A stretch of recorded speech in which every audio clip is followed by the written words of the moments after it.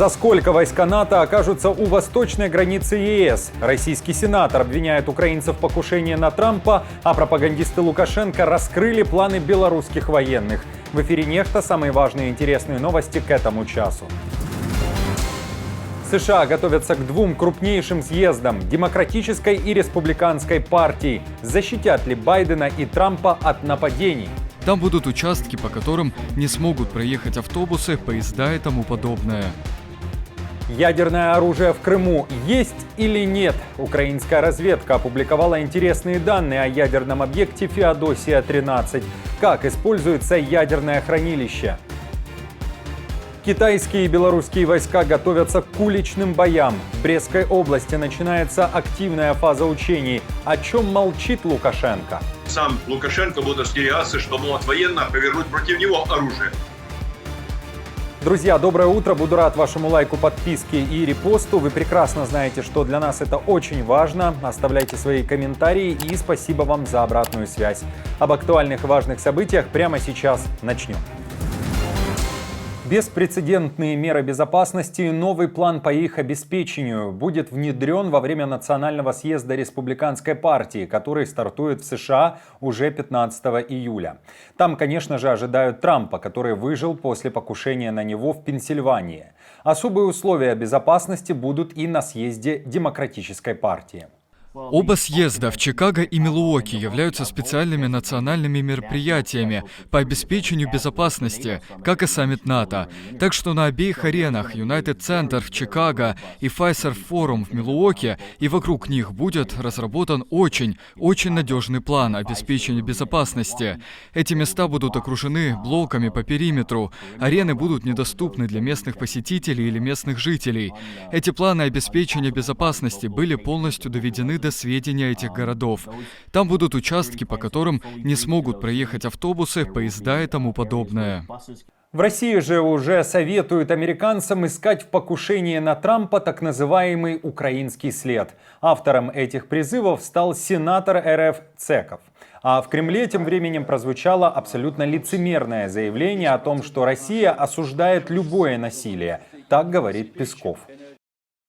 Россия всегда осуждала, и мы решительно осуждаем любые проявления насилия в ходе политической борьбы.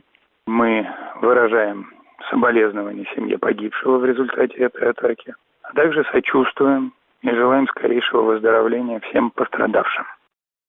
И пока Песков выражает сочувствие и говорит о ненасилии, в Украине подсчитали, сколько же ракет и дронов выпустила путинская армия по украинским городам лишь за неделю. По словам Зеленского, за минувшие 7 дней россияне сбросили на украинские города 700 управляемых авиационных бомб, выпустили более 170 ударных дронов разных типов и 80 ракет.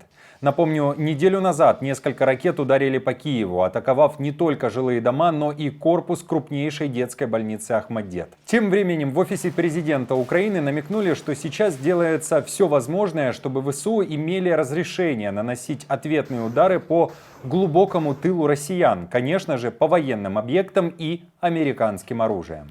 Но мы работаем с США на разных уровнях, с Министерством обороны, с Советом нацбезопасности, Белым домом. Мы движемся по этому пути и надеемся, что это решение примут в ближайшее время. Нам это нужно. Аргументы очень просты. Нам надо защитить себя. И все знают, откуда идет опасность. Ракеты запускают из конкретных мест. Я не буду спекулировать об этом в прессе. Потому что все важные решения, которые США принимали ранее, все делалось очень тихо. И на этот раз будет так же.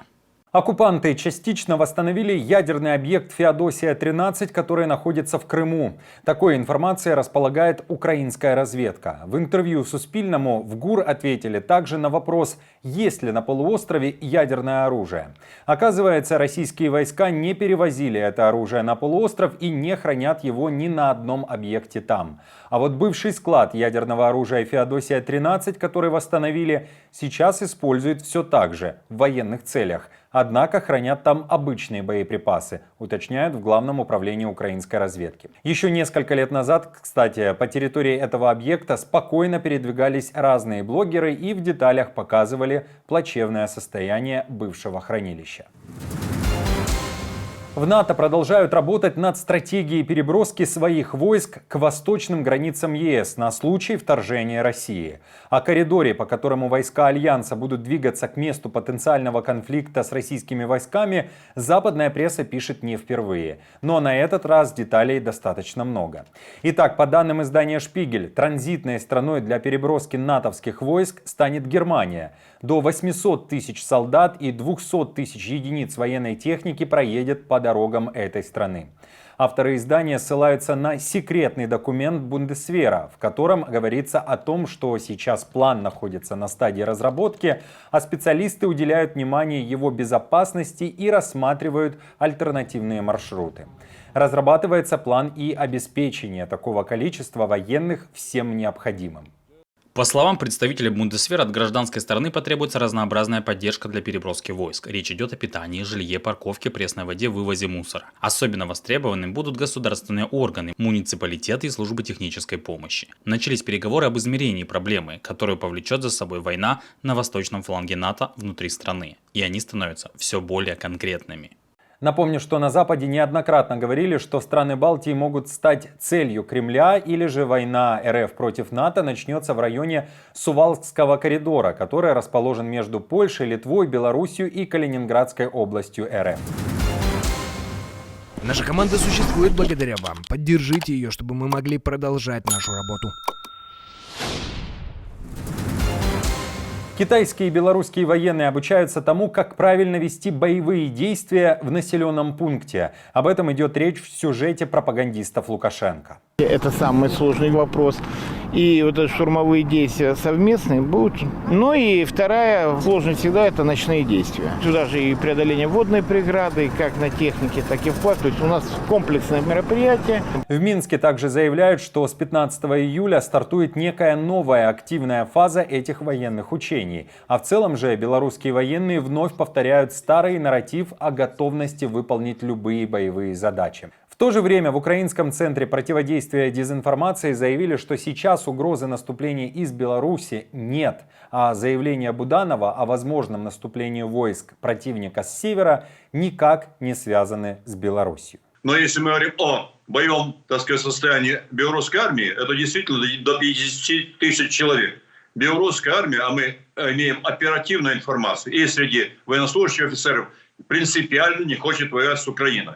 Поэтому боевой дух очень низок. И поэтому никто их не понудит прямо. Если даже российские войска будут их понуждать, это может возникнуть конфликт между белорусскими военнослужащими и российскими. Это и боится Путин. Он уже давно зашел бы, понудил белорусов воевать против Украины. Но понимает, что там нет поддержки, поэтому это нереально. И вот эти вагнеровцы, которые готовят спецназы, вот это для провокаций. Это, как правило, примерно белорусской, так сказать, составляющей под КГБ Беларуси 8 тысяч различных спецподразделений. Вот этим могут проводить именно и заходы на наши территории, провокации, диверсии, демонстрируют как бы наступательные операции, чтобы оттягивать наши войска. Но белорусская армия точно воевать не готова ни по идеологическим принципам, ни по боевой составляющей. Но, понятно, сам Лукашенко будет остерегаться, что могут военно повернуть против него оружие. Новоизбранный президент Ирана заявил, что хочет для Украины мира, равно как и для России. Масуд Пезешкиян вспоминает об этом в своем послании новому миру. Так называется его колонка в издании «Тегеран Таймс». Пезешкиян открыто говорит, что продолжит сотрудничать с РФ, но якобы готов работать над тем, чтобы война в Украине закончилась. Россия является ценным стратегическим союзником и соседом Ирана, и моя администрация сохранит приверженность расширению и активизации нашего сотрудничества. Мы стремимся к миру для народов России и Украины, и мое правительство будет готово активно поддерживать инициативы, направленные на достижение этой цели. Я буду и впредь уделять приоритетное внимание двухстороннему и многостороннему сотрудничеству с Россией, особенно в рамках таких структур, как БРИКС, Шанхайская организация сотрудничества и Евразийский экономический союз. Напомню, что по данным западных спецслужб, Иран за время полномасштабной войны в Украине передавал России сотни баллистических ракет, а также огромное количество дронов «Шахед», которыми РФ атакует украинские города.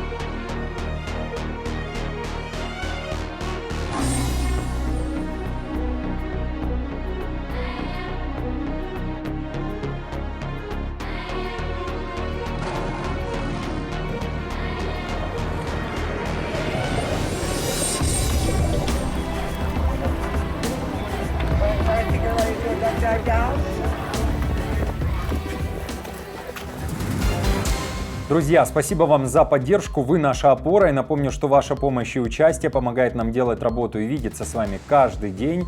Постоянных донаторов и их комментарии вы видите сейчас на экране, и мы благодарны за эту поддержку. Если же вы хотите присоединиться к их числу, то нажимайте на кнопку «Спасибо» под нашим роликом, оставляйте свой донат или становитесь постоянным спонсором нашего канала. Мы с командой продолжаем следить за самыми важными новостями. Оперативную информацию от Нехта ищите в телеграм-каналах или на платформе X. Спасибо за доверие и то, что остаетесь с нами. До новых встреч и хороших вам новостей.